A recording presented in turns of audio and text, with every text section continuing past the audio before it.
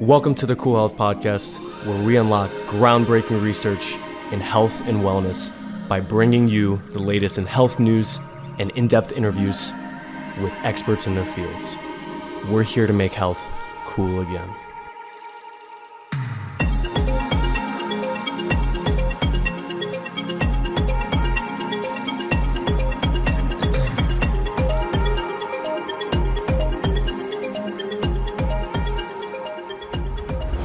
There was a fence, and on the fence there's a lot of birds, those little wren birds, right?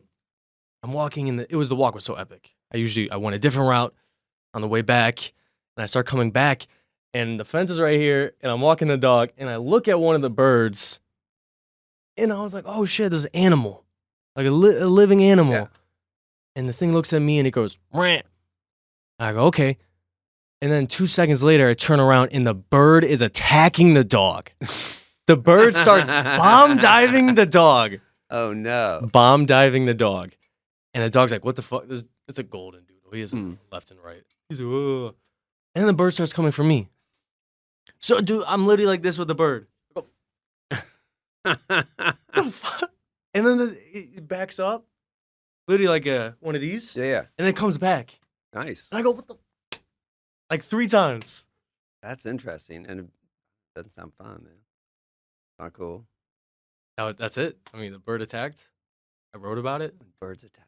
Oh, it's time to thank the amazing sponsor of this podcast, Alitura Naturals, my go-to destination for high-quality skincare products made with the finest ingredients. At Alitura, they use the most pure, nutrient-rich ingredients at the core of every product, from things like wild-crafted sea buckthorn, and organic aloe vera, to grass-fed colostrum and organic cacao butter. Each of the ingredients is thoughtfully selected, and it has these incredible healing and nourishing properties. Why do I choose them over other skincare? I mean, just from their all-natural ingredients, guys. Alitura takes pride in using only ethically sourced, natural, and organic materials to create their powerful formulas, ensuring your skin gets the best possible care without harsh chemicals. It's scientifically proven and effective. Each ingredient in their products is backed by thorough scientific research to maximize effectiveness in supporting skin health and anti-aging. And finally, it was created by an expert, Andy Nilo, a former model and actor, founded Alitura after a life-changing accident, and this led him to develop his own transformative skincare solutions. So, guys, join the thousands of satisfied customers who have discovered the stunning results of Alitura's exceptional skincare line. Use my code JEK20, all caps JEK20. Get yourself a discount. This stuff is truly amazing, guys. Thank Hostage Tape. We're here to discover the revolutionary way to improve your sleep and overall health. Mouth taping is a natural and effective method for promoting nasal breathing during sleep, which unlocks a world of incredible benefits, including enhanced sleep quality, reduced snoring, improved mental focus, and boosted overall health. Also, it's a safe and comfortable design, especially designed to be hypoallergenic, gentle on the skin, and easy to remove. It allows you to get in deep sleep states, and I'm telling you, when I put on my Oura Ring and check my scores, they're always so much better when I use Hostage Tape. For the discount code, guys, it's going to be John67447 for 10% off. Once again, John67447 for 10% off. If you really want to enhance your sleep, get amazing deep sleep, and feeling incredibly refreshed, Jake Campbell, this dude he runs Limitless Nootropics or something. Super into peptides, super big right now. Oh, I'm looking into peptides. Yeah? Well, I got trigger fingers. In fact, I just got steroid injections yesterday. And I'm looking at BCP 157. BPC. Yeah. Have you done that yet? I just finished Really? a cycle of it, Yeah. you could say, for just systemic health in general. Right on. You have to take a lot, Yeah. but it works. Well, I need it very acutely, which I heard it was good for acute inflammation like that. Mm-hmm. Where did you get it? I know done? a guy. Okay. So I know you know a guy. Right? So you can get it online. Yeah. And it comes in the lyophilized form, Yeah. which is just the powder. Yeah. And then you have to reconstitute it with the Right. water, which honestly gets way too confusing. Yeah. I just go to ozone clinics in Dallas. Remember Yeah, yeah, Ozone? yeah, yeah. They have BPC. It's a little expensive. So if you're like, well, fuck that. I know a guy in Chicago. My doctor, the functional medicine doctor, Yeah. Dr. Radin. Oh, yeah, He Raiden, yeah. I know Raiden from Ginfinity. He's a huge exactly. Ginfinity client. Is he? Yeah, he's one of the biggest that Ginfinity uses. Dr. Radin. Yeah, Dr. Raiden, absolutely. In fact, I was in Jin Chung's car like twice when Raiden called. Dr. Radin. Yeah, yeah, they talk a lot, or they used to at least. Yeah, I know he's a badass because I know he's cutting edge. Also, did you ever talk to Dr. Cleaver Yeah, of course, Joe Cleaver. from Ozone? Yeah. Oh, that's his? Yeah. Oh, well, yeah, no. Well, he works for them. Okay. Yeah, it's Joe, right? Joe? Yeah, Joe Cleaver. Yeah, he's awesome. So he saw the markers that you sent. Yeah. And he's like, dude, what the fuck's wrong with you? Mhm. He's like, what's wrong with you? I'm like, I don't know. So he wants to put me on this mitochondrial optimizer / oxidative stress eliminator Mhm. stack. So it's going to have MOTS-C, Mhm. which is one of these mitochondria enhancing peptides. It's going to have copper peptide, tricopper peptide. Interesting. Yeah, right. And then these other ones. But I guess the tricopter peptide helps with that oxidative stress. Like a lot. He Yeah. says it hurts like a bitch, but it really works. Those things kind of roll, man. So he says the NAD is so low, but he's like, why is it so low? I think it's because of the oxidative stress. Right. Well, but yours got to optimize, if I remember correctly. He said even then. So I started taking that Vitality mix again. Yeah, Vitality Boost. Yeah. Mm-hmm. I got the subscription. Yeah, that will rate yours. Was it 66 or 62? Oh, dude, No, at the end, the last one of yours. I think it was I checked it. And 40 is optimal, by the way. 40 or 50 is optimal. So the gin guy, he like gave me a report score back of my NAD in general. Yeah. Still like 40. All right. Well, I mean, 40 is not bad. But that was only from 1 month. Remember, I only took it 1 month and I dropped off. Yeah. So I'm gonna try like consistent now. Yeah. And you're doing it 1 gram a day? Yeah. Or broken up 2 times? 1 gram 2 times plus intravenous NAD. Yeah. From Ozone. Really? Yeah. Yeah, the intravenous isn't going to enter the cell at all, so that's nothing. Right. Cleaver said it's still got some good, and you said too, it's got some good neurological protecting effects. The IV is, that brain wash is legit, I believe. I mean, I'm still trying to, I'm working with a cat with ALS. I'm trying to get him to try that, but it's kind of bullshit. He wanted to get the doctors to sign off on it because he's working with the best doc out of Mass General, right? The top ALS doc in the country. And they were like, well, the problem is if you do that, then we won't send you any more medicine because it's experimental. And I'm like, well, your fucking medicine's not working. This guy is, not that slowly dying. He lost the ability to speak and eat. Now I'm like making all his food and stuff for the feeding tube. And I'm just like, let's try fucking something. Yeah. He's a boatload of money, man. He was, COO told of me, KPMG, man. He's probably sitting on $250 million. And, so why not? He's that loaded. Yeah. Oh, yeah. Wow. I mean, he was CEO of Arthur Andersen before he was COO of KPMG. Yeah. He's the stud. Can you just buy it online? Well, with him, he's on a ventilator, man. You want someone, you want like an ICU nurse or someone in the room. Oh, doing it all. Yeah. So, but I'm trying to get him to do, like 2 weeks, maybe 5 drips a week. I mean, just really something aggressive to see if it can get some kind of reaction, get some movement back, something to regenerate. So we'll see. But that's it's the fucked up thing about medicine, right? You can't try something new or else they take the other things. It's because they're worried about their studies and clinical data more so than worried about him and his last whatever, moments. What prescriptions next? It's been interesting fighting that battle. So we'll see. Yeah. But learned a lot. Man, how'd you meet that guy? One of my students who reached out to try to have me help her with a digestive issue. It was her sister's, a friend of her sister's was reaching out and just asking about yoga teachers. And so they were like, hey, have you ever worked with anyone with ALS? I was like, no. I said, would you? I was like, sure, if I can help, man. I mean, that's, So I came in as a breath coach because most of them die because they can't breathe. Then with the genetics, started trying to figure it out and got into nutrition and got into everything else. Save all this.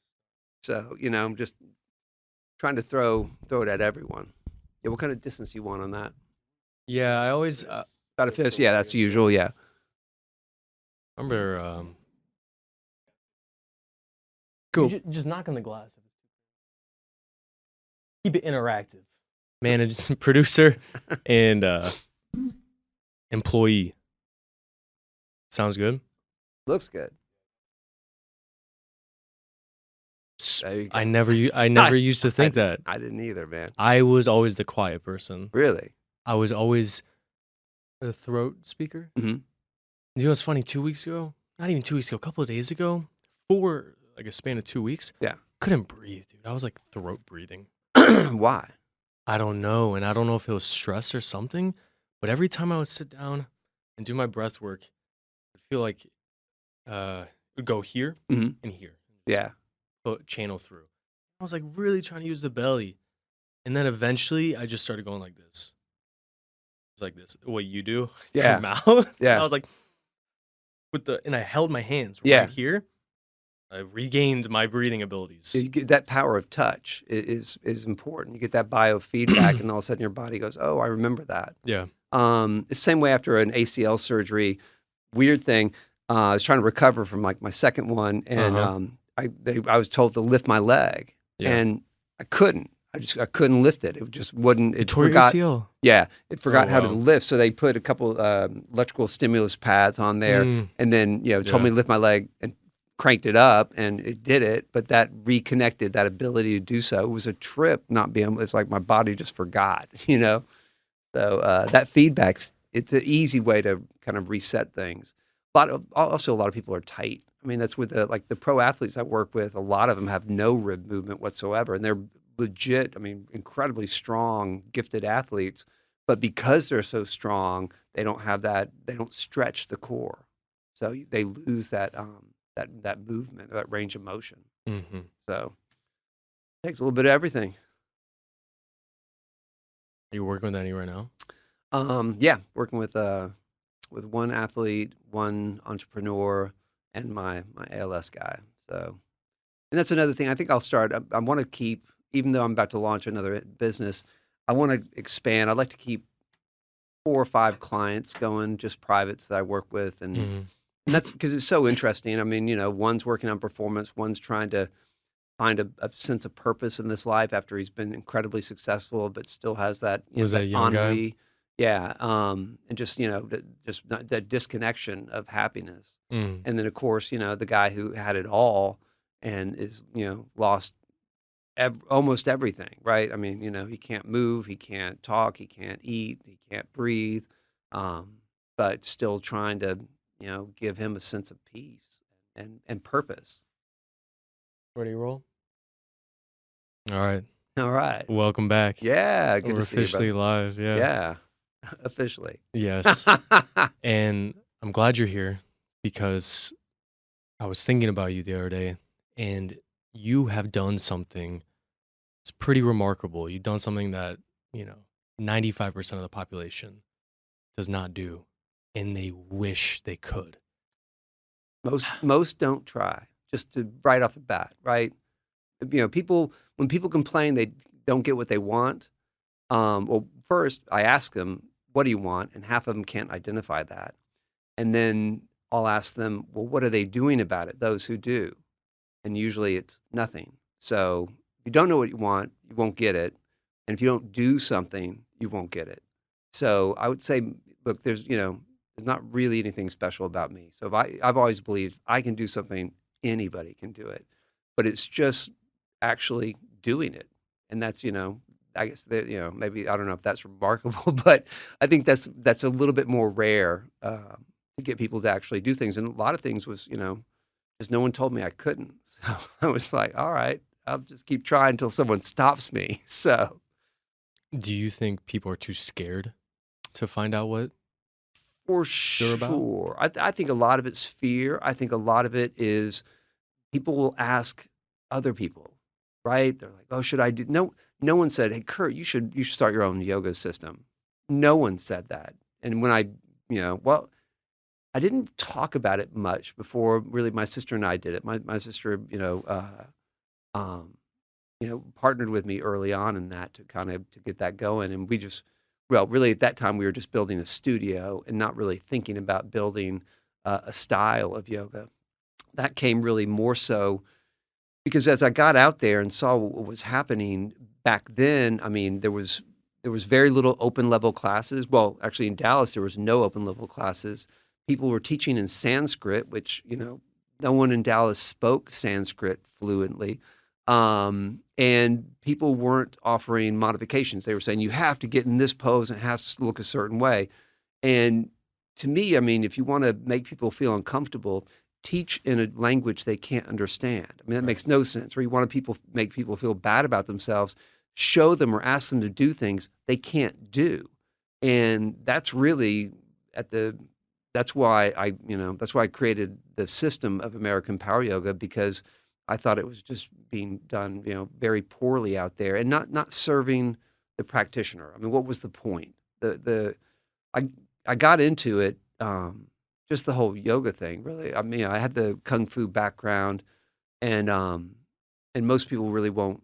Kung fu is a harder path, right? I mean, that's just it's a longer road. It's the deepest well I've ever found. I'm still. I mean, I was playing with some energy work last night, and I was trying to get a good sleep for the podcast today, and I played with some energy work and barely slept because it wasn't this one particular energetic practice. I learned yesterday through experimentation that you shouldn't do right before you go to bed. So what's that? Live and learn. It's just this Tai Chi set called the Ming form. I'll show you sometime near the lake. It's awesome. I'm obsessing about Tai Chi again. And it's funny, Tai Chi Chuan was my first martial art back when I was 15. But anyway, with the yoga thing, it was my sister was killing it and working for KPMG and just really excelling as she has always done, but also had a little stress and whatnot. And I remember we got a couple of yoga videos to check out, and I was always doing kung fu and meditation and that type of stuff. And I was trying to get her to,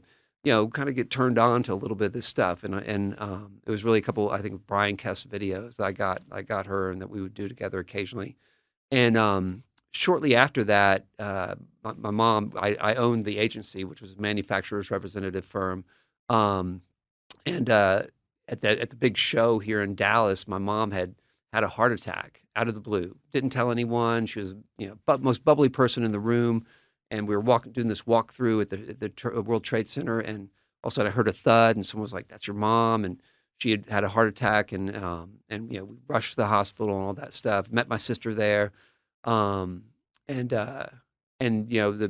was the first time we'd experienced death. We had a distant grandparent pass away, but never like up front, like really close, someone that, and also out of the blue, right? She was 56 and bubbly, super energetic. And when the docs came out and was like, you got to say goodbye. She's not going to make it through the day. So we were there, and I remember looking. My sister's crying, and we're in the hospital, and she's sheet white. And she said, I don't think I can do it. And again, we had just done a couple of Brian Kess videos and whatnot. And of course, with the Kung Fu, I was very aware of the breath and just, the tools within them. Because in the end, it's all the same thing, right? It really is. And there in the hospital corridor, we were talking about using the breath to stay present and not pass out and to be able to get through that moment. And we did. We did a little breath work right there in the hospital, went in, said goodbye to our mom, who passed away, an hour later. And that stuck with us. So that was in 98. And then we kept doing our thing, right? I had the agency, and I had which was that representative firm in the Southwest. And then I actually became senior vice president of a hospitality firm, Enlightening as well, out of Orange County. So I had an apartment here, an apartment in Huntington Beach, and I had 2 mountain bikes and 2 guitars. I mean, I still remember I bought shirts, and if I liked it, I'd buy 2 of them because I wanted to travel. I traveled back and forth every 2 weeks, and I didn't want to pack anything except my briefcase. So I did that. My sister again was killing it at KPMG, just a rock star there. And then it was in 9/11 happened, and I was in Orange County, and my sister was flying from Dallas to Philly, which was, I know you might be too young to remember. I mean, it was one of the planes that they were really, worried about, and so that was a really intense That same period. day. Yeah, Wow. she got diverted to Nashville. My father drove up and picked her up and stuff. So it took a couple weeks, for us to reconnect back in Dallas, and at that point we started to question really what we're doing here, what's important. I mean, both of us were doing well. I was, I had my own company, was a partner in another company, and young and no kids, and making good money. She was killing it, and but we wanted to do something more important, right? That that understanding that at any moment, life could be not here anymore, and that's where we I remember we were riding the lake. I rode White Rock this morning. I mean, that's never for exercise, always just that's one of my favorite meditations. So we were riding the lake talking, and she loves animals and wanted to maybe do something with animals. But the conversation came back to being able to use the tools of yoga to get through the hardest moment in our life. I mean, that kept coming back to me. And my instructor, Roger, I'd never taken a yoga class, right? Did a couple of videos and that was it, except for the yoga in Kung Fu. So he took me to one yoga class, Susie Curtis up in North Dallas. And afterward, we were talking, and he said, well, everyone keeps asking me to teach yoga. And I was like, oh, yeah, cool. I think you should. And he was like, I think you should. And I'd never thought about it really at all. It wasn't on my radar, and it was all right. I like Kung Fu a lot more. But that really led me to go, okay, let me look at this. Well, my sister and I talked about it, and then when I started to look at it, like I said, they weren't teaching. You had to sign up for a 6-week course. So if you missed the first week, you had to wait for 5 more weeks to get another course, or all that. All the obstacles to this information was there. The language barrier, and again, back then they didn't offer modifications. So if you couldn't do whatever pose they were talking, then you just stood around and felt bad about yourself. And that's where the disconnect was. So that's where I got into, trying to create a system that was accessible. With American Power Yoga, my teachers had to teach in whatever language their students spoke. So if it's in America, English. If it's in Mexico, Spanish. Okay, let's take a step back. Yeah. That was an incredible story. I didn't even hear about that. I'm sorry to hear that. That's It was a tough one, crazy, yeah. crazy stories. And when you got back to Dallas, you and your sister had this moment, and you said, "Oh, we should do something with yoga." And you're, meeting with your friend. Was this in Dallas? Yeah, yeah. And you saw this market that was flooded with all these dogmas and these restrictions and this language barrier.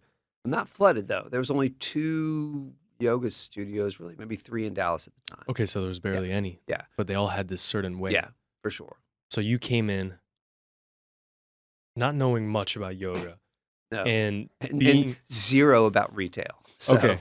So this is an entrepreneurial way that you're going through it. Well, yeah, or some people would say stupid way. I mean, we had credit, it was credit cards and a prayer, like quite literally. We had, no savings, none of that stuff. It was our credit cards. No experience. I mean, the first month we were on Greenville, and we bought a safe, right? Because back then people used more cash, and but we came in one morning, and the back door was broken into, and the safe was gone because we didn't attach the safe to anything. So they broke in and just took it. It was at the yoga studio? Yeah, we opened it December 4th, and we got robbed in January. Luckily, when we ran a couple specials, we were able to pay rent the next month. But we had a whole lot to learn, so we just winged it. So you winged it. Yeah. And what gave you the faith to know it will eventually work out? Did you have a light or Not something? really. I just no one stopped us, and I guess I hadn't really failed at anything. That sounds terrible, but I just, I didn't perceive it not working.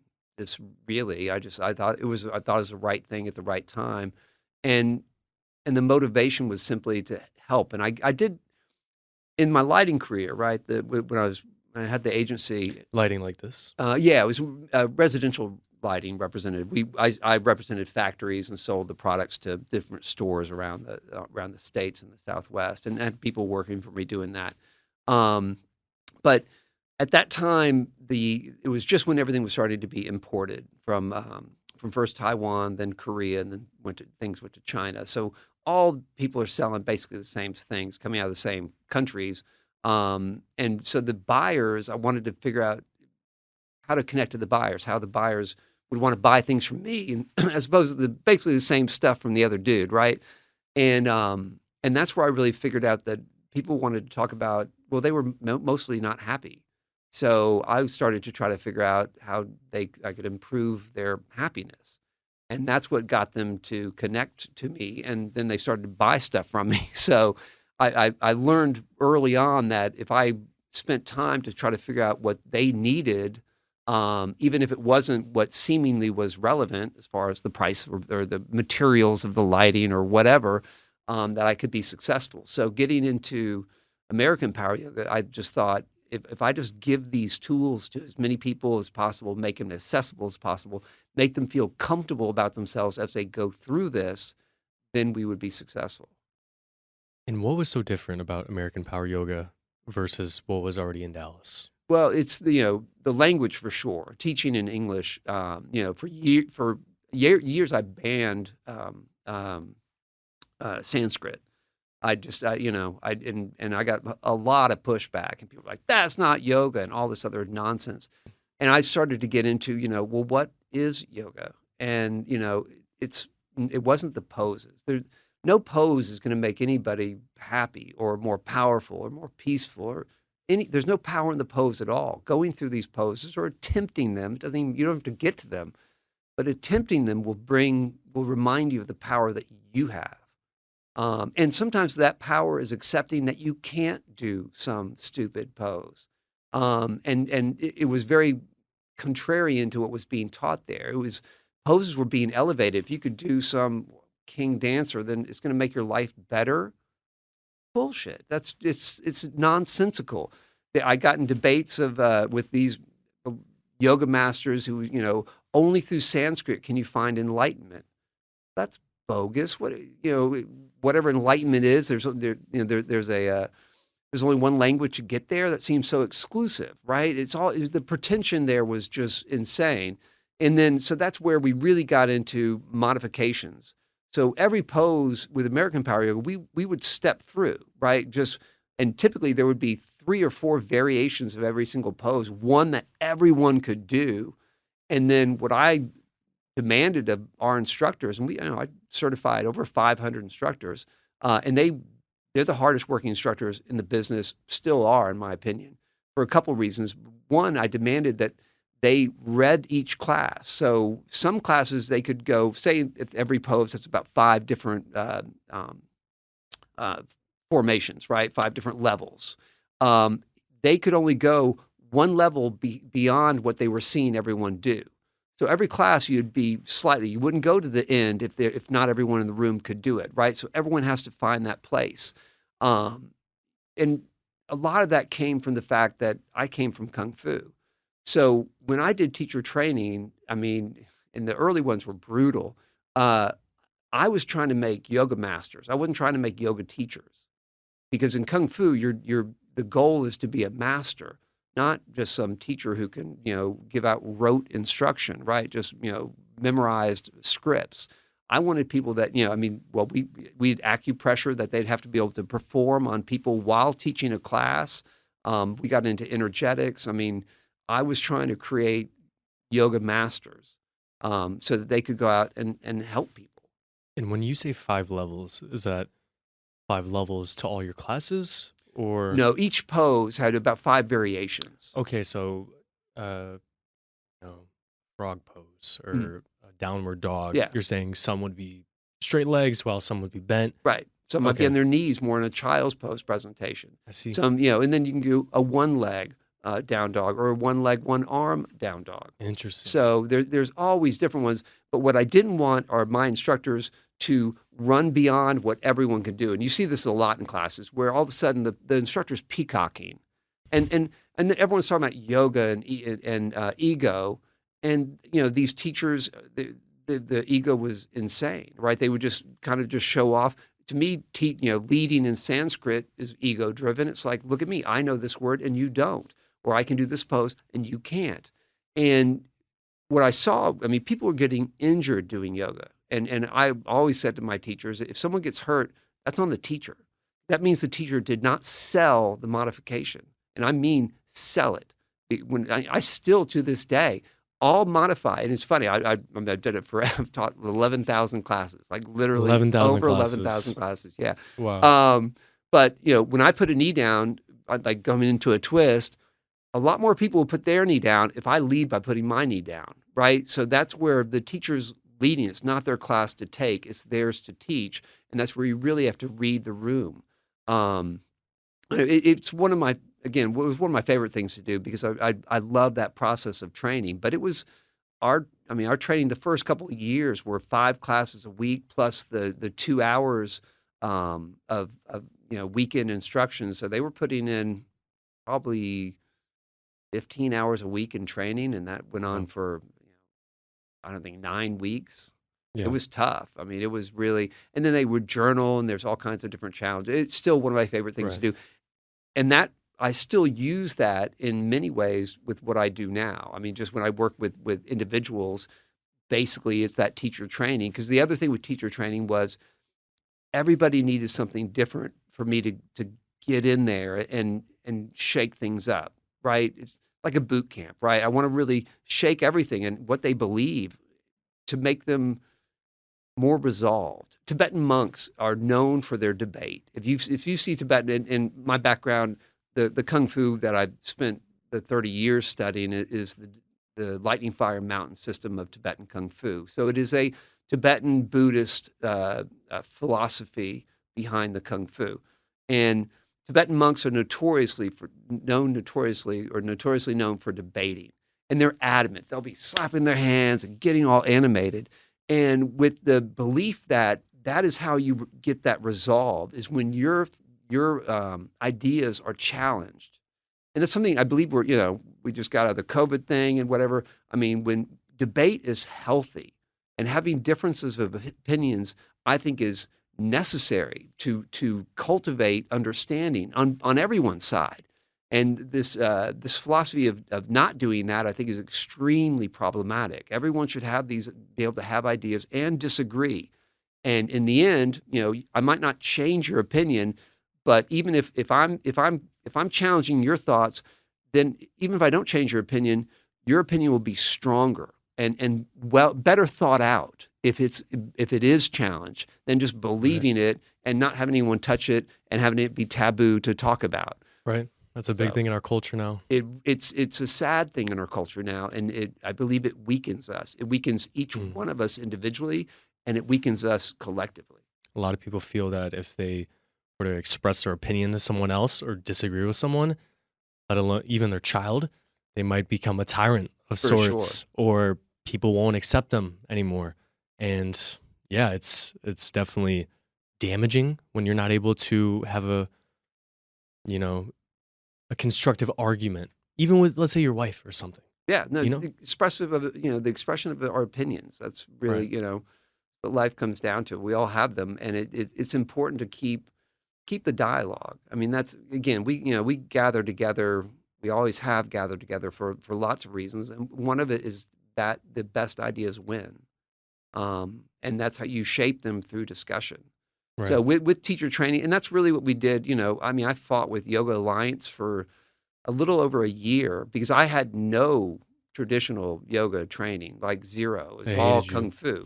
Now, I had thousands of hours of Kung Fu training before I even got into the yoga game. So, I had a lot of experience in dream work and, the lucid dream work, astral projection. You name it, Tai Chi, Reiki, Qigong, acupuncture, herbology, and of course, all the different variations of Kung Fu. And and a little bit of yoga called the diamond method, which is a Tibetan yoga principle.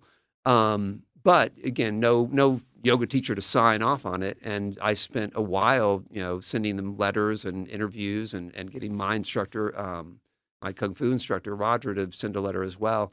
And they were like, well, Kung Fu's a sister art. And so I was like, well, what's the difference? And they couldn't iterate what the difference was between yoga and a martial art. And they finally conceded, and we were Yoga Alliance certified. So right on. Because it is all the same thing. And that's last thing on the American Paleo Yoga, and really what made it different is every class, I wanted every teacher in every class, including myself, to explain what yoga is. And it was really a couple things. It was showing up where all life happens, which is here and now, and understanding that the mind is typically in the past or the future. And then knowing that the actions that we do, you're stretching, right, or you're challenging a muscle group, is shaping that reality, or you're in an intense situation and you're remaining calm. Usually all those are happening at the same time in a yoga class. And that's you showing up, you shaping reality through your actions. And then the last one, the most important one, is then accepting what is happening at that moment, because that is happiness by definition. That to me is the practice of yoga. That's why you do any yoga class, is just for those to show up, to shape reality, and to embrace reality, therefore be happy. That to me is all of it. And you can do that doing Tai Chi, Kung Fu, meditation, Qigong, or yoga. So every class that was threaded in. And you've jumped into a couple of my classes before. So you've heard me, hopefully I still cover that in every class. But that's what made it fresh and different. So it was, like I said, it was unique. Some of it was luck, man. I mean, I came in at the right time. It was, very early on in the yoga stage here, before there was a, yoga got like Starbucks for a while. There was so many yoga studios. But it was, we had a unique thing. To me, it was like Haight-Ashbury in the 60s or CBGBs in the 70s. We were just we had the right scene, right? And I don't know any of these. Yeah, I created, we had the right stage and had the right talent. And, it was a neat deal. And the fact that it got to scale, that I got to certify 500 teachers, and that lots of them are rock star teachers in Dallas today or around the world. People flying from Germany and from Spain to take teacher training. It seemed impactful, and it seemed to. I always wanted two things. One, I always wanted to keep it about the practitioner. And by the way, and I mentioned this I think earlier, it was never about the money. No one gets into yoga for the money. It's insane, right? Just insane. No one gets into it. It's about taking care of people. I believe that if I did that long enough, then that the finances would sort themselves out. Now, a lot of controversy going on with yoga. There's a lot of websites, if you look up, and they're saying yoga is a satanic practice. And if you practice it, I have personal people that I know that say this. If you practice certain yoga positions, it's almost as if you are hanging out with the devil of sorts, or he's performing sexual manipulation on you. Let's say when you're in downward dog, you can imagine that. What do you have to say? One creepy teacher, yes. Right? And there are some creepy teachers out there, especially in down dog. I told all my instructors, you can't. Yeah, particularly my male instructors were not allowed to do that. Right. We were always very wary about this side. We did some touch work, but it was always off center, and just a lot of that is also intent. But please continue. I'm interrupting. What do you have to say about this? You look at a Christian website and they go, "Oh, you are believing in the religion of yoga." When yoga was developed, in religious and Sanskrit and stuff. Yeah, and I understand that. But what do you have to say to all this? Well, and it was much. There were two big things going on when I got into yoga, and then I got to get on some shows and radio, and everyone was wanting to talk about it. Talk about that. One was the Christian take, the religious aspect, and the other was the sex thing, thanks to Sting, who was made yoga practitioners. I don't know if you know, he bragged, I think you could have sex for 4 or 6 hours at a go. So we were asked about that a great deal. On the religious part, I think a lot of that comes down, most of that comes down to fear. And look, Sanskrit, I think a lot of it comes down to language. And I'll give you a great example. Our first franchise was in Beaumont, and Beaumont is where Footloose was filmed. I mean, it's a very religious. What's that? Footloose, really, Footloose is a classic movie that you just need to watch. Um, but it's a very religious town, Beaumont, Texas, beautiful, beautiful town. And we had a franchise down there, and this is at the in the beginning where there was a lot of religious pushback against yoga. I think it was Sanskrit, and where I think that American Power Yoga kind of crossed over because we taught in English, because we said what it was. We didn't challenge any religions or worship anybody, worship any gurus or anything. There was none of that. I remember when I was training teachers down there. I stepped out to catch a phone call, and when I came back in, there was a prayer group going on. And they were thanking God for sending me to teach them yoga. And I thought, God's thinking, what the hell? Because I mean, I wasn't real close with God. But that's where I knew that we had something, because we took it into the light. We made it simple. And I think that's where the religious pushback comes from. And, some of the chants, I mean, I know where they get it.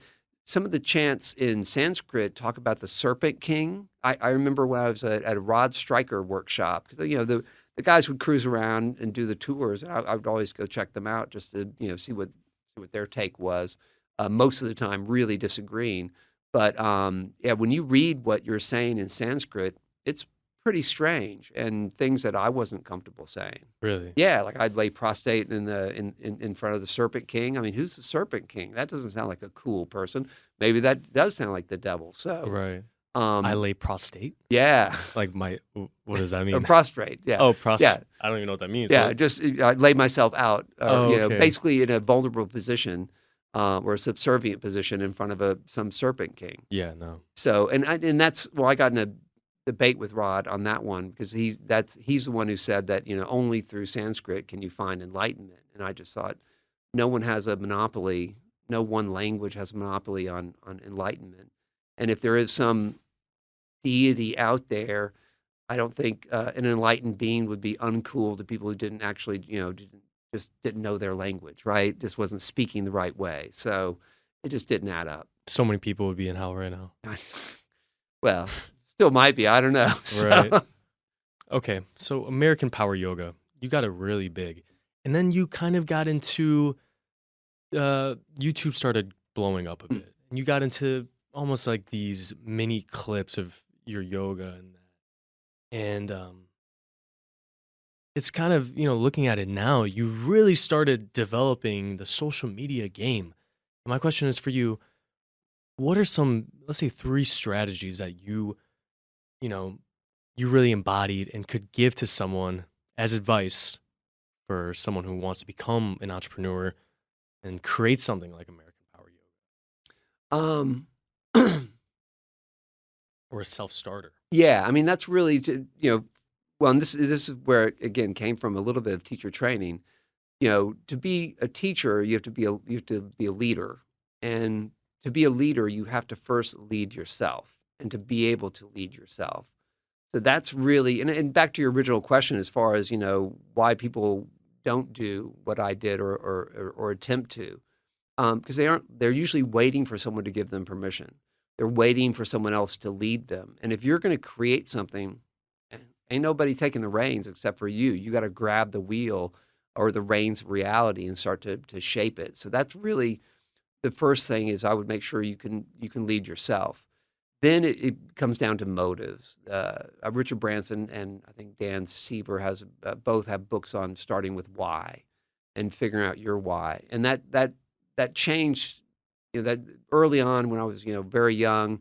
The why was to hang out with my friends when I, started Texas Workers or Brand X or Mr. Game Show, to have some fun and make some money. And then, well, with the agency, it was really to make money. My parents had gone broke, and I wanted to get my sister through college, and support my mom.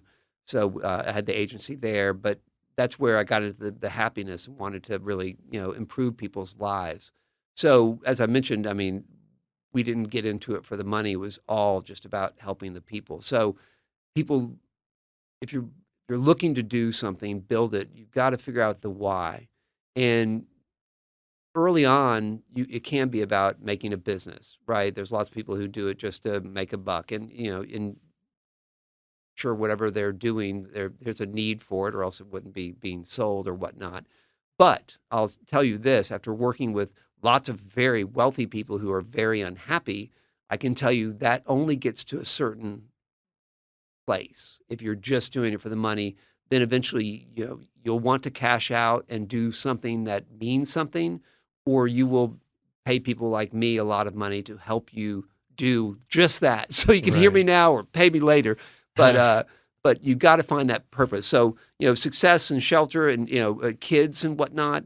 That's certainly a big motivator. But once you get over that hurdle, it's going to be, you got to find a purpose. I did it a little bit, opposite. I really went with purpose first, and a lot of that was because I didn't have kids until into my 40s. So I started really late. So I didn't have that pressure to take care of anyone else, and I knew I could just hustle and survive if I had to. Being at the agency was a sales group, so I knew I could always rep something and talk to people enough to be able to make some kind of living. And honestly, we're at the end of American Power when I sold it. That's where I started to lose. Well, my purpose and my why started to change, and became fairly problematic. Why'd you sell it? Couple reasons. I mean, one, yoga was getting pretty diluted at that time. Two, we'd been around for almost 15 years, and there's, believe it or not, there's a lot of drama in the yoga community. There's a lot of gossip, and familiarity breeds contempt, right? So when people are out there for a long time, you just get a lot more drama, a lot more gossip. A lot of yoga back then, at least, I think, were very mean spirited. So that was tough.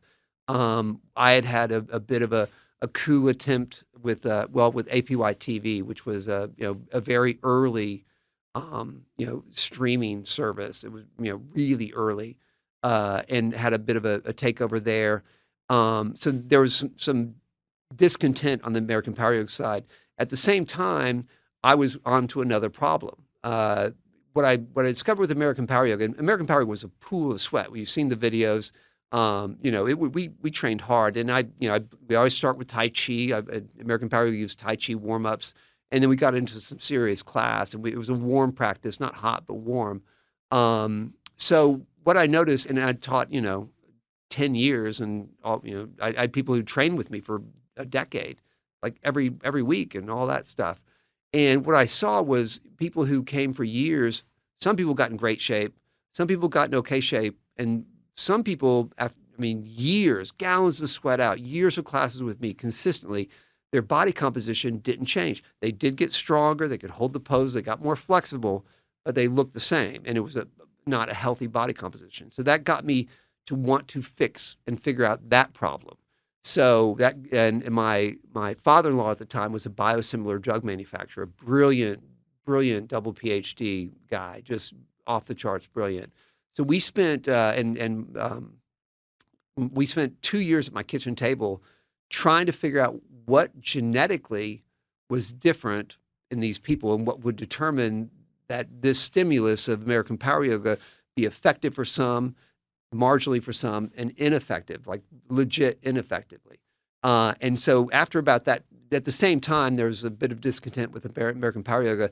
I was figuring out what genes to look at and how to give recommendations based on genetics. And that's where simplified genetics, kind of came about. So discontent had my new favorite thing with simplified genetics. It was a bigger, sexier company, right? I wasn't sweating. I could wear a shirt to work, right? So, and wanted to prove myself. I think a lot of it was ego. Wanted to prove myself, even a more serious business guy and whatnot. But honestly, why I sold it was laziness, I would say. It was, at that time, I was mentally lazy. I was tired of fighting. I thought I could do it again if I wanted to, and was just trying to pick an easier path. Also, I lost, I think, a little bit of making it about the people. I was more into building a company and making money. Had a child at the time, and really switched motivations there. So it was a tough one. I sold it to Sunstone, and I did think that Sunstone had come in and they had scaled quicker than we did. And the guy who operated it was a good operator, and that's I'm never claimed to be a great operator. I'm a good CEO, not a good COO, and didn't really have that operations background. So when I sold it, it was a stock swap and some cash, and I really thought that they wanted our mojo, our secret sauce, and that then he could scale it. So together, I could get his operational success and keep our message success and our energy. And that was naive of me. He really just wanted to marginalize competition, which he did for not very much money. Really, when you look at what we were taking out of the yoga market in Dallas Fort Worth area, he eliminating us. He just figured that more of the pie would come to him. So it was one of my more painful lessons. And it took me a long time to figure out why, and I'm comfortable with it now. But it was a tough one. One of my friends, in fact, my son's godfather, Kerry, was like, "Man, don't." I still remember. He was like, "Don't do it. Don't do it." And by then, my head was always already I can just offload these problems and whatever, and it was just mentally lazy. What do you say to young entrepreneurs who have a successful business and feel, they have new options to joint venture or to sell and make a quick buck? Maybe to someone that's, elusive and you don't know their intentions. What do you say for that young entrepreneur? I would say question your motivations. That's really it. If I would have spent more time, asking why I wanted to sell it, I think I would have perhaps recognized that it was me being lazy, not all the other justifications. And then the other big one is, what are you going to do next? Because that's the big question that you don't see when you're young. You without that purpose. And you can find new purpose. I'll tell you this. For a long time, being a very young man in the lighting game, I was the light guy, and that's what I was known for. There's caricatures of me. And then when I got rid of that business and I sold that business when I was just transitioning to American Power Yoga, I was worried that I wasn't going to be the light guy anymore. Who in the hell would I be? And of course, lo and behold, I became the yoga guy. So I was that for a long time. And after that, when I let go of that, I went through a period of, who am I now if I'm not that guy? And I know I was the light guy before, and then I'm the yoga guy, and then of course I got turned into the genetics guy. So my point is, anybody looking to exit, look why you're doing it. If it's just for the money, I don't know. Then what are you going to do with that money? Because again, if it's about being, rich and good looking, smart, and popular, I can tell you I've worked with many people with all four of those qualities who sometimes are suicidal. So it's not the answer. And that's, with youth, no offense, often that falls on deaf ears because it's like, what? If I have all the money, of course I'm going to be happy. And just I've seen it play out the other way. It's the whole system now. Really, you see it on social media. Yeah. The my youth, my generation, the younger generation, they're being mesmerized by the 19-year-old millionaire who made it big on TikTok. Yeah. And they're essentially, mimicking them from the screen for 6 to 7 hours a day. And it's quite frankly destroying their brains. From a science perspective, I'm pretty sure you're thinning your neocortex. There's data to suggest now. We are over inputting. Without a doubt, and not processing. That's, I mean, look, yeah, we're getting fat and stupid, and that's not natural. Both those are not natural.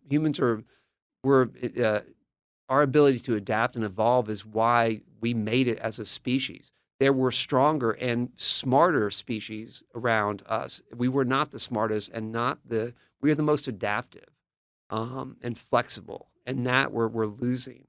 So that's a whole other, that's a tricky wicket for sure, man. We have to start sorting this out and limit the input.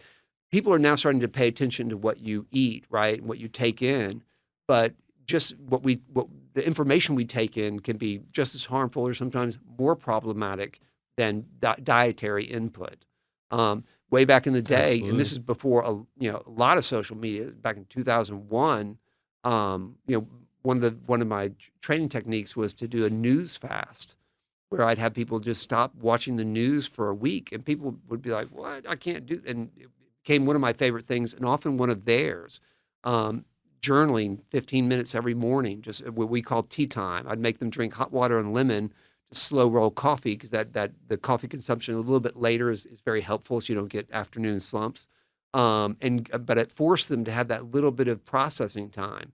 So I would sneak that in, and they would find the joy in it. So to my point, is with people on social media and just any media or any input, people aren't valuing time that you don't have input. And to me, it's that processing time. So that's where it's Right. becoming just imbalanced. Yeah. And I know from personal experience, I used to go, 3 to 6 hours a day on social media. And now when I look at social media, the more I get on, the more my brain is clogged. Yeah. And the more I have these almost insidious and repetitive thoughts that literally clog my mind, thoughts of the recent video I just watched, or thoughts of judgment, and it literally destroys my day. Like I notice it versus if I were to just read all day, which I'm not Thoreau, right? Right. But man, the social media really takes a toll. So how are you addressing that? I mean, if you know this, what are you going to do about it is the question. Here's the best hack I found. If you begin to schedule your social media time, almost like a work time. Yep. Scheduling a With a limit. work meeting from 12:30 to 1, I get Instagram time and no more. Yeah. You will unlock so much freedom in your life. It's unspeakable, the amount of just life you get back. For sure. And the amount of intention you can put into the social media now. Yeah. Now you like it much more.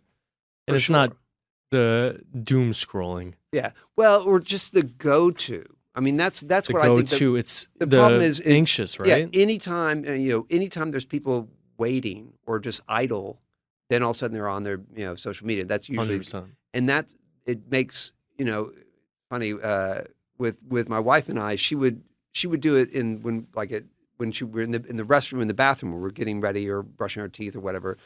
She would often get on social media, and to me, I would try to explain. She was like, "Why does it matter?" But to me, it was in my mind, it was like she would just kind of fade out of the room because she Right. was no longer present. Yeah. And it's not just that moment that she's on social media or no longer present, but at that point, she's not thinking about us and our relationship. And so it changes the dialogue or the conversation after she gets off media because she wasn't thinking about it, right? I'm thinking about what I want to share with her or what we're going to do tomorrow or whatever.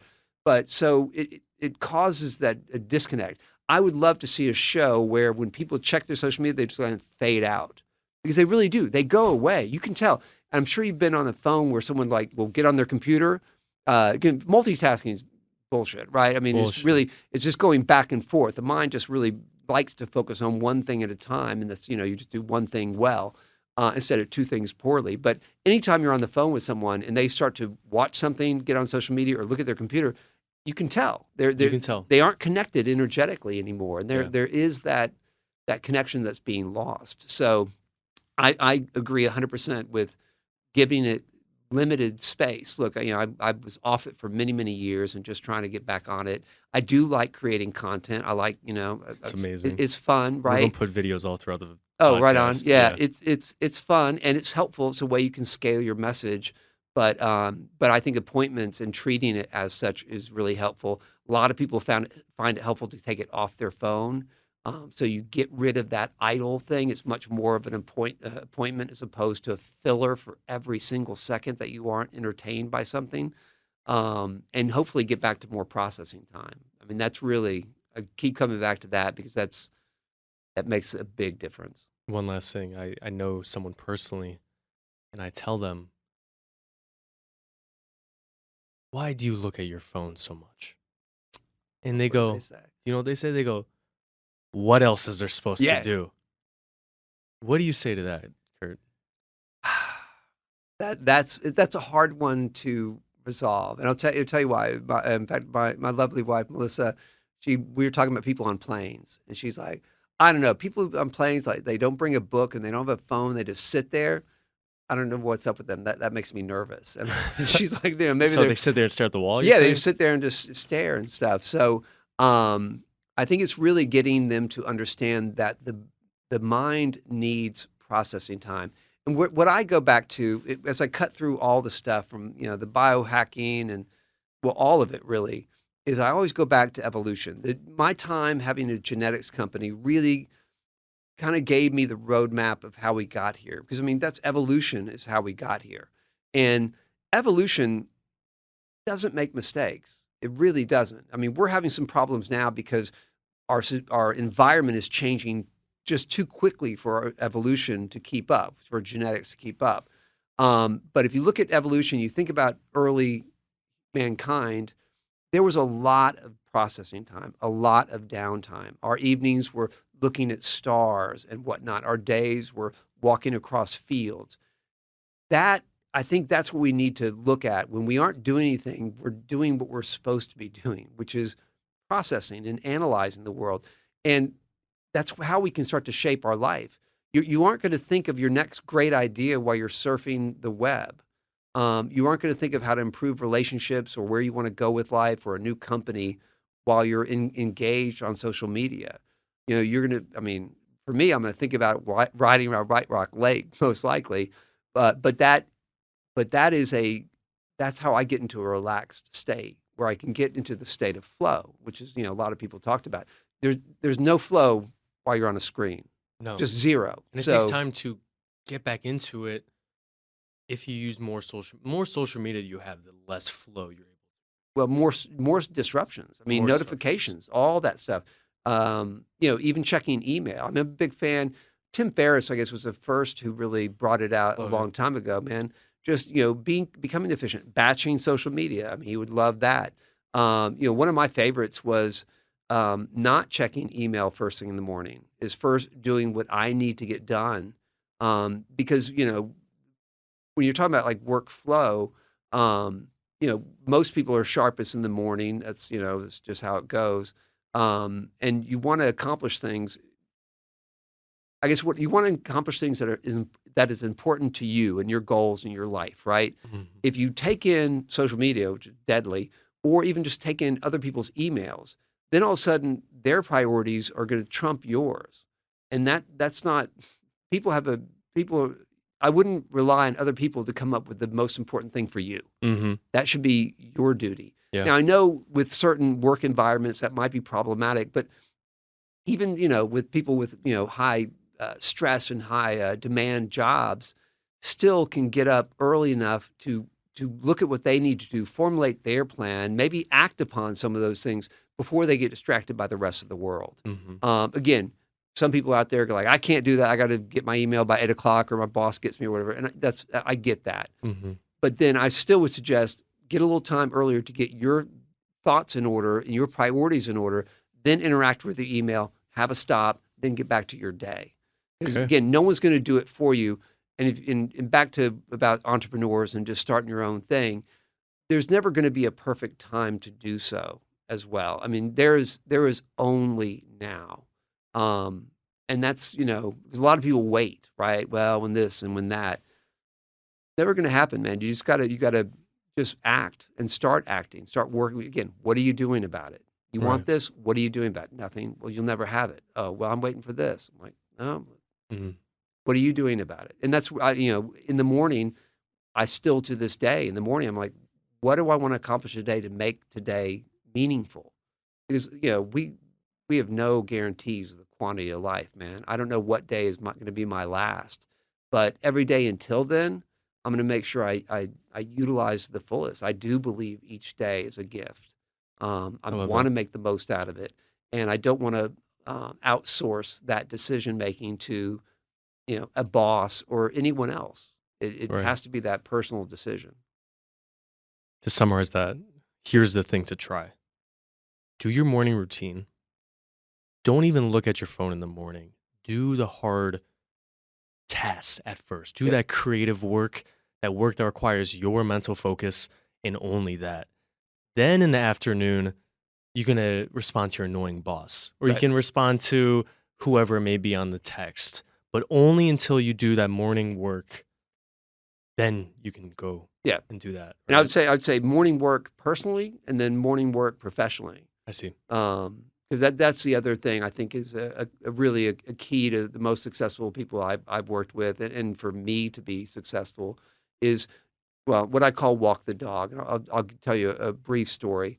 Um, we'd adopted or fostered a dog who just needed a home for a month or so, named Dexter, and and I noticed that if when I got up and when I walked Dexter in the morning, and walk and sit and stay and walk and just run him through the paces, the rest of the day he would behave really well.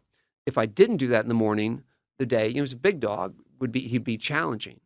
So I always kept that in mind. If I just set that precedent in the morning and do it, then the rest of the day would be fine.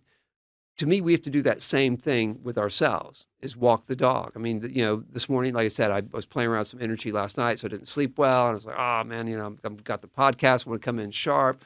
But I wanted to ride to the lake, right? I needed that time. And I would say probably half the time that I'm going to ride the lake or even to train in Kung Fu, at least half the time, even now, the voice in my head will be like, oh, yeah, not today. I'm a little tired. My knees hurt. I really trained hard yesterday. I mean, all these excuses. And I hear them and I just ignore the shit out of them. And I just walk toward my bike and I get on it and I'm hearing the voices.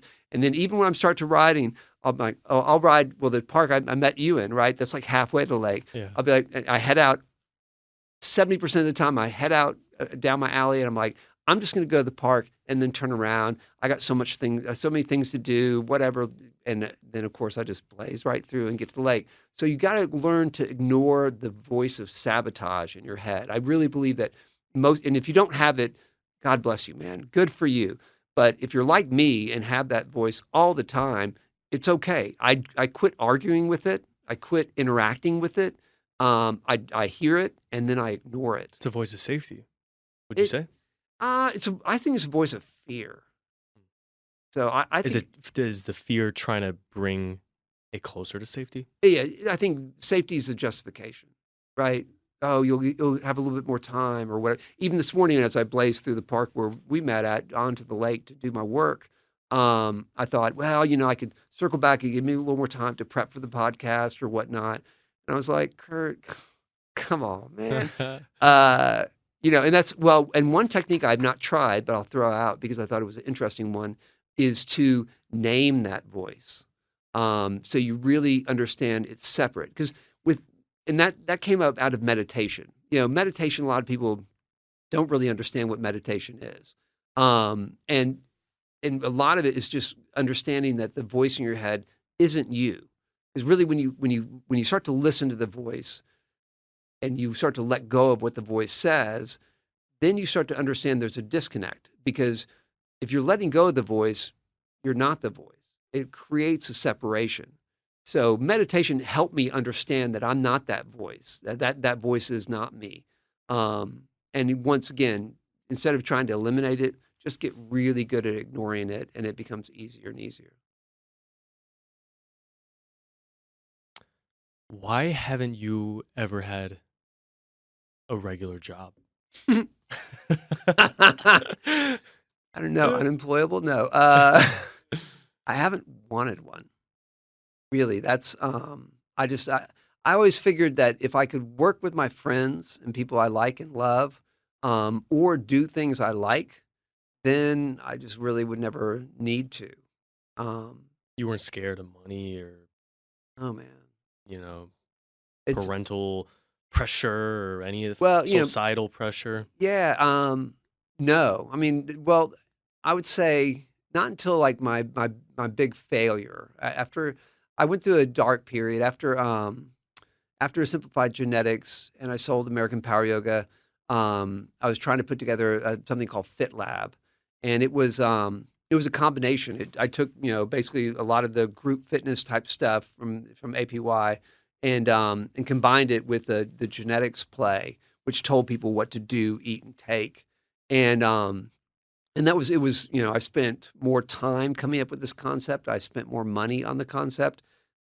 Excuse me, and it was the the least successful concept I ever launched. It was just terrible. It was overly complicated. Um, there was no elevator pitch. Elevator pitch took 10 minutes just to explain. And that was a really tough one. And that that that was just a tough period. I lost my confidence then. As I said earlier, I'd never failed before, so I didn't really have anything to fear. This one, I had a lot to fear. It was it took it took a while, and I got to give my wife Melissa, all the credit in the world to really help me, lick my wounds really, and start to piece back my confidence. So, and gave me the time to do so, because that's where I was like, okay, so my big grand idea failed like just spectacularly. What do I do next? And that took me about a year really just to kind of work through it. And I kept coming back to I want to help people. I mean, I believe we're on this planet for a short period of time, so do some good, have some fun, and don't take anything too seriously because we're only here for a blink of an eye. Mhm. And that led me to really start doing one Happy Healthy Human project, which I still do, and I'll work with individuals. And I'm looking to maybe do groups, and I used to host retreats, so I want to get back into that. And that's fun because of variety of problem. And my wife says, it's really hard to describe what you do. And I'm like, it kind of It is. really is. I like helping people, and I do it in the form of solving problems. And I've collected all these modalities in which to solve these problems. Um, so that's really why I haven't had a job. I mean, while I was trying to figure out those problems, I got into with Genfinity, the biomarker company, longevity biomarker company. Um, that led me, back into kind of biohacking and got me on the latest and greatest and cutting edge on biohacking and longevity, and gave me some more tools in which to work with, and really leading me with what I believe is my next venture, which is basically a recovery playground, or in the form of Evolve. Yeah. What keeps you going in all of this? And what motivates you and how do you balance this with family? Um, Motivation again, curiosity is probably the biggest one. What can I do? Um, Curiosity leads me a lot. I remember I was in I hit the playa at Burning Man for the first time for the first year I went, and I met this guy named Eric Samperson, and he was writing a book at the time and doing a video. Live in Wonder is the name of his book, great guy, man. Just I love this guy. And he was talking about living in wonder and just what it is to really to look at the world in wonder and how he did as a child. And I guess I resonated with that, and I'm still curious about everything. Everything is still very fascinating to me, and individuals are, and getting to helping them is fascinating to me. So that drives me. The balance with the family is tricky. Like right now, I'm coming up. I think we'll be signing contracts and leases real soon, and start to work on construction and stuff. And I've talked to my kids and my wife about it, and they know for next 6 months if this proceeds, then they'll often make some sacrifices on time. And that, that goes with the territory. But and you're talking about the new business. for sure. Okay. Yeah.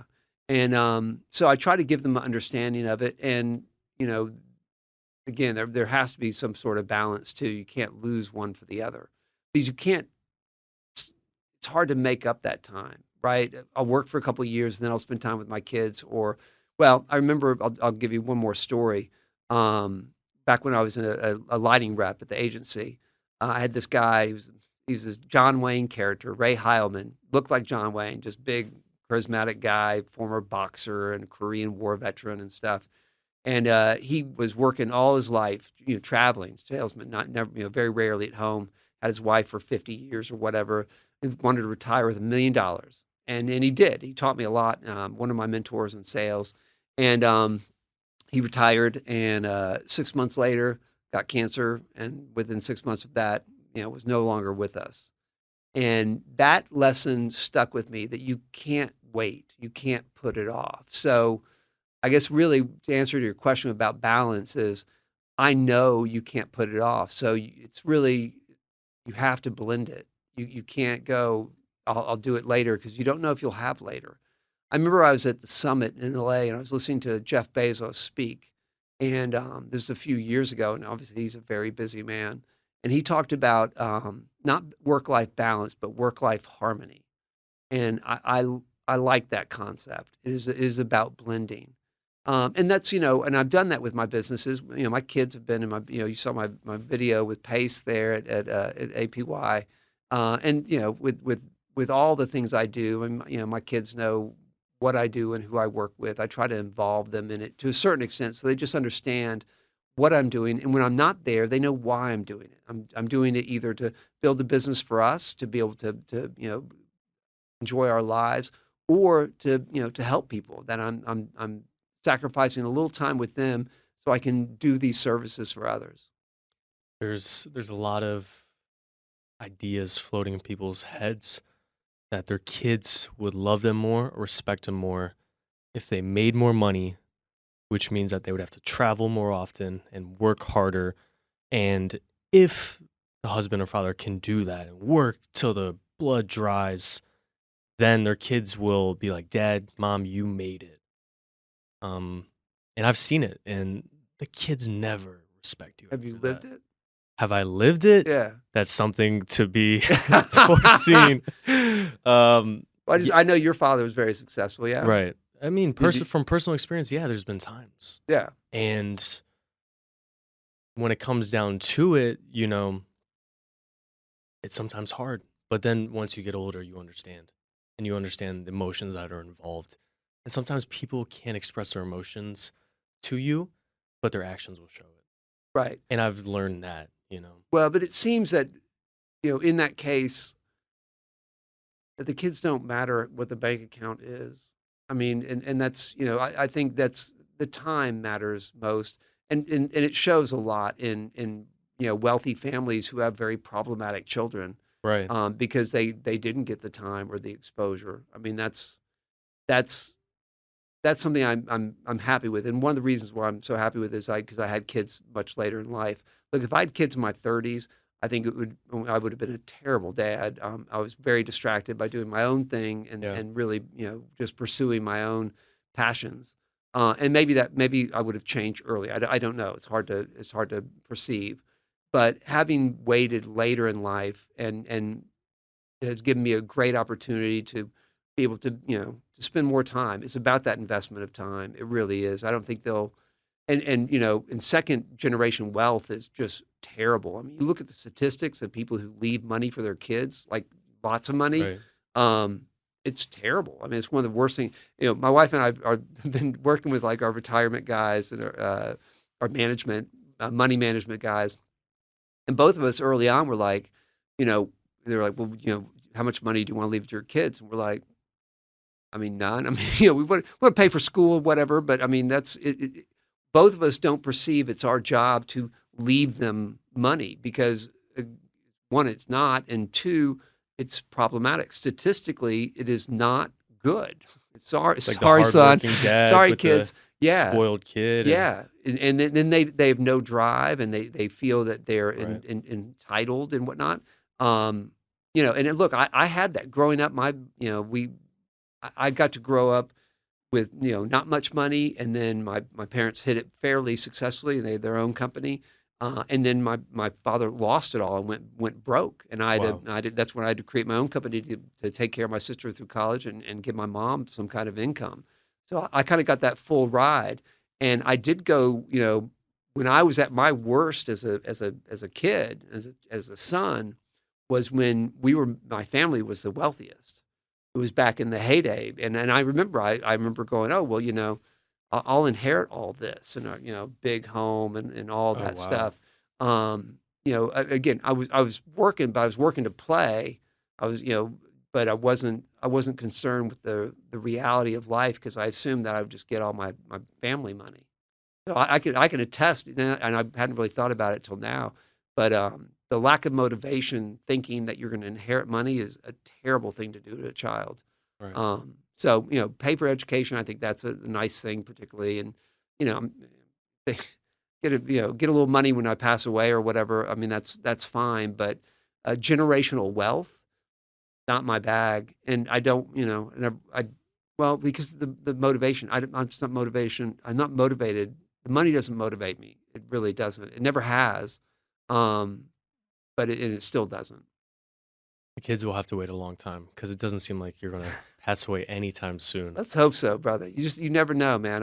I've now I'm old enough to where I've lost a couple of friends suddenly, and that it Right. came with no warning, man. I mean, that's I do everything I can to be around, and a lot of that. Yeah. But there's just no guarantees. So it's the sudden passing of my mom was a big one.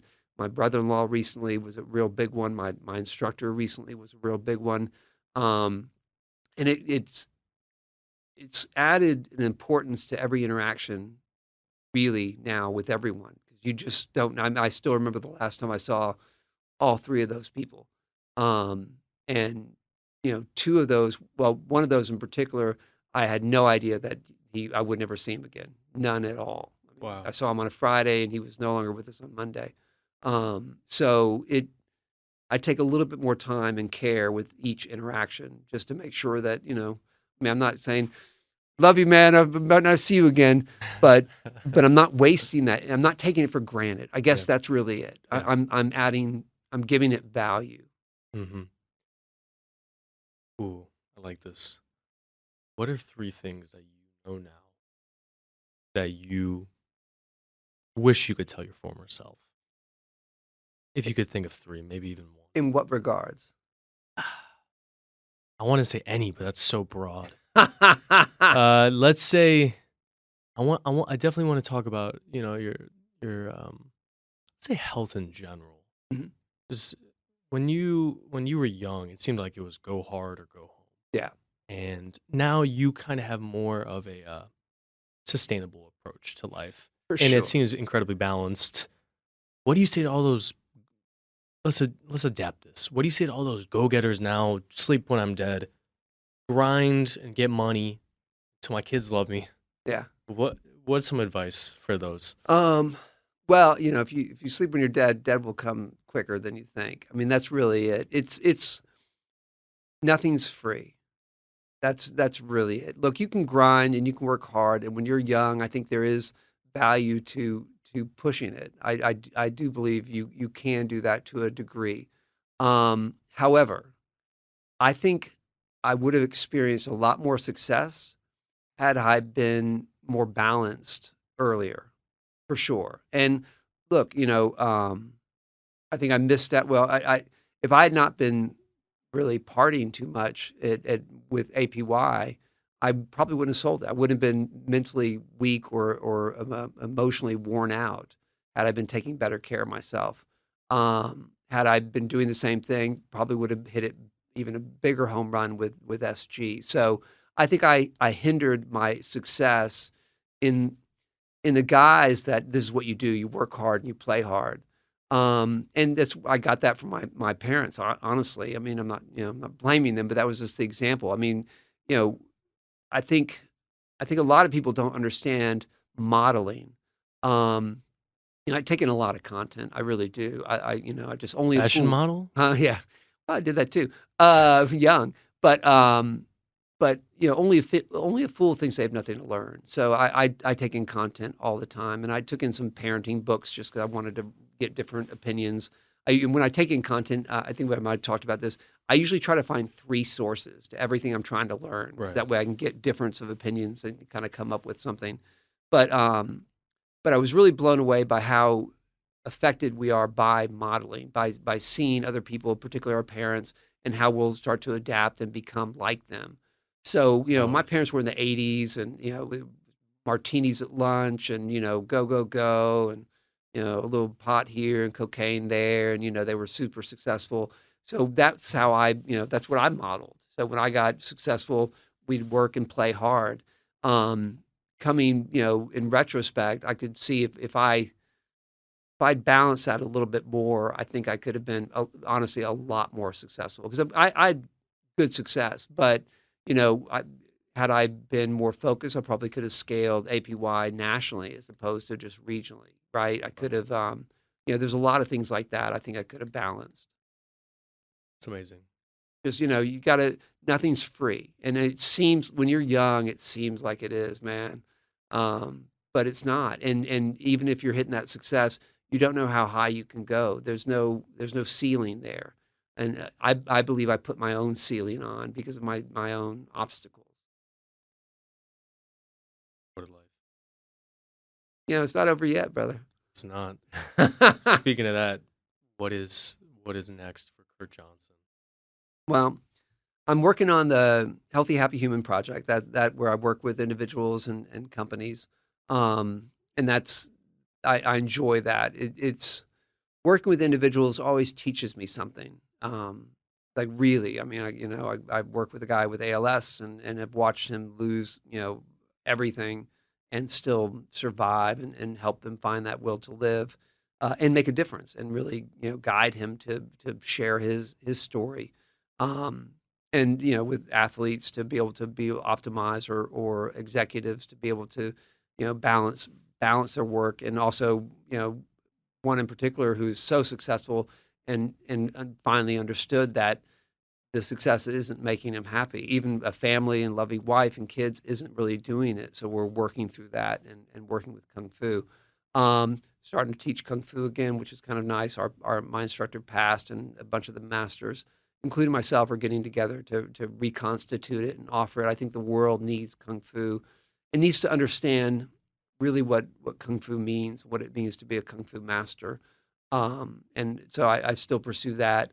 Next is really a place called Evolve. It's a franchise I ran into. It wasn't a franchise when I ran into it, but I'll give you the quick story. We were in San Antonio right before going on a cruise, and to see my wife's parents, and I wanted to go catch a sauna, and so I'm looking to catch it. It is the Christmas Eve, and I was just trying to find some place, and there was a place called Evolve Human Optimization Labs, and I thought that sounds cool. So I call and I'm like, well, can I reserve a sauna? And he's like, well, yeah, you just come in. I'm like, well, what, do I need an appointment? He's like, no. I'm like, okay, I'll come in. So I tell my wife, I was like, hey, I'm going to catch a sauna, and in saunas I do minimal viable product. That's one of the things I do for efficiency. And minimal viable product on a hot sauna is about 15 to 20 minutes. So I told my wife, I was like, hey, I'm going to catch 20 minutes in the sauna. I'll be home in just 40 minutes or whatever it was. And I went there, and this place has 22 modalities. So it has a couple different types of sauna. It has a cold plunge. It has red light. It has percussion, compression, inversion, vibration. I mean, it has meditation technologies like Pandora Star and Brain Tap. So I went there, and unlike all the concepts right now where you have to book an appointment for this, that, and the other thing, this is basically a gym type layout. When you go to the gym, you don't reserve the bench press. You just go use the equipment. If someone's on the bench press, you do the leg press and then go to the bench press. So I went there, and I got back about 3.5 hours later after doing cold plunge for the first time, and I did red light for the first time, and I just went back and forth, and I could not believe this was available, and that no one was doing it. So Went back, told me, explained to my wife why I was gone forever. Work-life harmony, what happened? Yeah, I just got distracted, man. Biohack life harmony. It was a biohacking playground. Right. I'd never seen anything like it. So I went back and I went back and talked to the owner, and he was in business like 8 months then. I was like, do you want a franchise? And you can't franchise until you get your first year under the belt. Right. And so we kept in touch, and I took my wife back there, and she loved it, which was I was. It's funny, every time I go back there, I'm like, am I really going to love it as much as I did, and that type of stuff? Because look, I've always done my own businesses typically, and this is not mine, but I fell in love with the concept. Super impressed with the owners, and now we're very close to signing a deal to become the very first franchise of this fairly new company up here in Dallas, where we'll offer all these modalities under one roof, and you just come in and you play, and being the first franchisee and his understanding that I've franchised companies before, they're open to let me, get a little creative and bring my take to it. And it gives me a bit of a platform to come up with different programming and protocols, and to continue to work with people. So that's what we're dialing in right now. So I'm excited about it. I'm a little nervous about it. It's a large investment, but I believe that, these healing modalities are here to stay, and to give a place that can be adaptive, because we don't know what's next, right? And it's hard to, a lot of people are putting saunas in home, or you can get cold plunge in home, but it's such a fluid thing, and there's new technologies coming out all the time. I think to create a place that's accessible, right, just like I did with American Power Yoga or Simplified Genetics, to make it accessible, it's safe. Come on in, try it. If you don't like it, stop doing it, do something else. And also to have the staff there to be able to explain the benefits and how to use these modalities. I think it's going to be something that will serve people. And for me, with my life scale, right, I've gone from kung fu to yoga and very physical for my 20s and 30s and 40s, and now in my 50s and soon to be 60s, moving into recovery, and it makes sense, right? So now I can kind of to bring that, not work-life balance, but work-life harmony. Now the things that I need to recover, because I recover more slowly, like cold plunge or red light or some of these other modalities, they'll be infused in my life, in my work life. Right. So there's that. I'll give Bezos his due. There's that work-life harmony that's matching what I need. And that way I can, and look, if I need it, others will need it. So I can help kind of provide a bridge to these modalities to a lot of people who might not know it, might be afraid of it, might think it's not legit, or that type of thing. This is truly the entrepreneurial life cycle. I mean, what a story, Kurt. So look, I look at all of it as art. That's really what I think people would be helpful for people to view. Is our life, we're energetic beings having a human experience, and art is simply an energetic expression. So really, each person's life is a pursuit of art, is to create something, even if it's just a story, or an environment or a group. That's the art of life, really, and that's where we're all artists, and we're all getting to create. And back to your original question, it's really, what do you want to create while you're on this planet, and then you have to get, that's macro. You have to get micro. What are you going to do about it? What are you going to do today about it? What are you going to do tomorrow morning about it? Are you moving toward what you want to create? If you're not, then I would question your priorities, because everyone's like, and everyone has the same amount of time. I was like, well, you got time. Everyone has 24 hours a day. It's what you do with them. And that's where it comes down to priority, like we've talked about. What do you start with the day? So what's your art? What are you going to do? And what are you going to do about it today? Amazing. We're going to put all your information down in the links. Cool. Your Instagram's booming now. We got post all the old videos. Excellent. You need to recreate those. Maybe we can do something about that. Yeah. We're going to post that APY tour. That was someone else. I love that one, man. Thank you, Kurt Johnsen. Thank you, sir. Until next time. Indeed. Most likely will be soon. I hope so, man. All right. Sounds good. Thank you for listening once again to the Kool Health Podcast. I hope you found some meaning out of this episode. Share this with your friends. Like and subscribe for more. Thank you once again.